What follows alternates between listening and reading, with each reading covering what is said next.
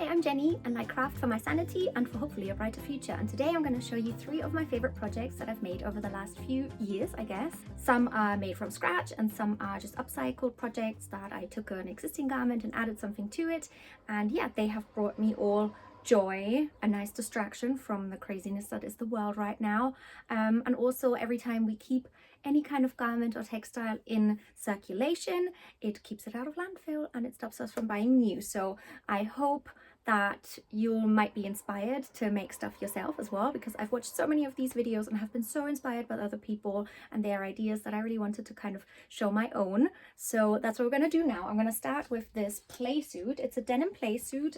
I think it's originally ASOS and I got it in a charity shop. What I really liked about it was these like very wide, big, kind of almost batwing sleeves.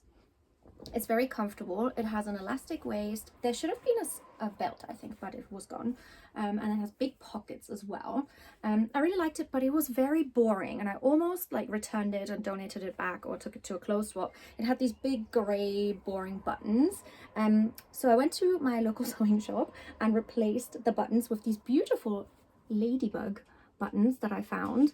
And from there, I then had the idea to add more ladybugs, obviously. And I've been wanting to learn how to embroider for ages. I'm still very much beginner and learning. But I started with this one here. That was my first one. And I did that like a month ago or so at an event where I sat next to a lady who's very good at embroidering and actually ran a workshop about bug embroidery. So she taught me. And from there, I went and added more. So I have lots more ladybugs. I added a bee in the meantime. Different kinds of beetles. This one has 2 different colored eyes. I don't know if you can see. I added some little beads. A little bug. We have a dragonfly, a caterpillar. I don't know if that one's coming out well. This one is probably my favorite one. There's a little snail here at the bottom, which I had so much fun making. So yeah, I really like it. It has nothing at the back at the moment, but I will add a little spider that dangles down. If you follow me on Instagram, you already know this because I talked about it there. And I want to continue, maybe add some ants here, a couple of butterflies. I'm thinking a worm would be cool as well because I also really like gardening. And every time I see a worm, I'm like, oh, hello worm. So happy that they're there and like keeping our soil healthy and yeah, aerated, I guess. So I think a worm deserves to be there, and a few things on the back. What do you think? If you have any thoughts, let me know. So that is an ongoing project. What is cool about this is that you can actually wear it, and you know, I can wear it now. I could wear it tonight if I wanted to, but I can also like keep adding to it as I go and just add more and more. The hard part is going to be to know when to stop, so we'll see how that goes. Anyway, my second project that I wanted to show is very different, but it is a waistcoat that I made. It's a quilted waistcoat that I made out of what are they called? Placemats. The things that you put your plate on, placemats that I found at the charity shop as well. Actually, the same charity shop as this one, Bernardo's. And I had 4 of them and I used 3 for this one. I cut them up. No, I had 5 and I used 4, that's right. So here in the back there's a seam, so it has this had this quilted pattern already. So I arranged it in such a way that I could yeah, protect or like keep as much of the quilting and as much of the pattern as possible. And it had the scalloped edge already, so I took off the binding that was on there because it was the same color as this, and I added this beautiful bias binding with the polka dots.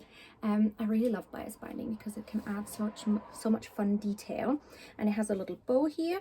I added, of course, pockets as well. I kept the scalloped edge for that too, and then I added some rickrack around the pockets. Rickrack, by the way, is just one of the best things you can use to make some existing garments more fun and add a little bit of something, a little bit of je ne sais quoi to them.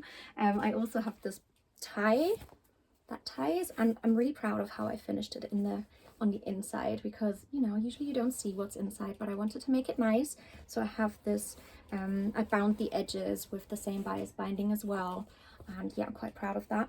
In hindsight, if I was going to make that again, I would probably do 2 things different. So I would probably angle the pockets, because when I'm wearing it, my hands don't come into the pocket from above, but from the side. So it's a bit awkward. So I think I would angle them like so to make that a bit more natural. I don't know if you can see that. Oop. And then the other thing I might do, because it is quite, I mean, it's like very light pink. but I would probably tie-dye it first, or like dye it a brighter pink first. It's also quite boxy, but then I usually wear it in the winter with like a jumper underneath, so I did want it to be quite big. And I'm also hoping that with more wear it'll kind of soften up a little bit and get a bit more, yeah, flexible.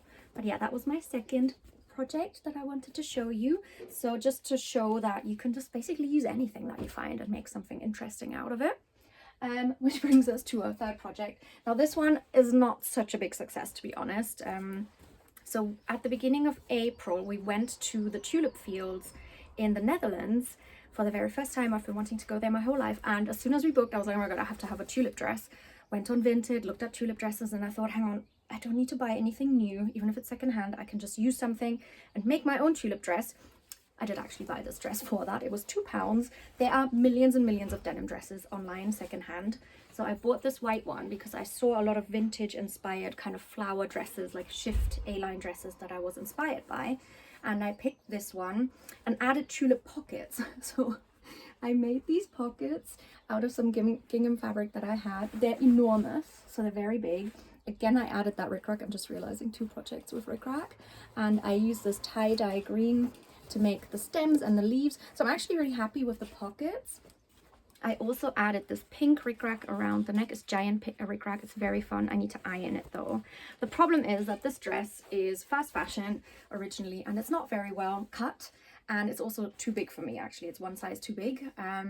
So it has these darts, and I adjusted them to fit me better because it was very boxy.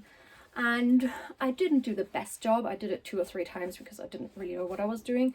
It's still not great. And also I did such a shoddy job that they're actually opening up, these darts. So I'm gonna have to redo these, and I want to do it properly. So I think I'm gonna open the side seams up, redo the darts so it actually fits me better, and then hopefully I can wear it. And now that I look at it, it's quite simple, isn't it? Well, many people might not find this simple, but I find it simple. But I think maybe like a few insects or so, like a butterfly or like a little ladybug, could also be fun to add. What do you think? Do you have any ideas? Do you have any tips for these darts? Because I really don't actually know what I'm doing. So yeah, that was my third project that I wanted to show today. This one's also upcycled. I guess all of these are upcycled. I like using stuff that I already have and making something new out of it. So yeah, I have lots more projects that I'm already working on, and lots more ideas that I have, and I would love to show you those as well, but I'll do that in another video. I hope you like this. Let me know if you're upcycling anything or if you would like to, but if you don't know where to start, yeah, just let me know what you're working on, and I'll see you next time. Bye!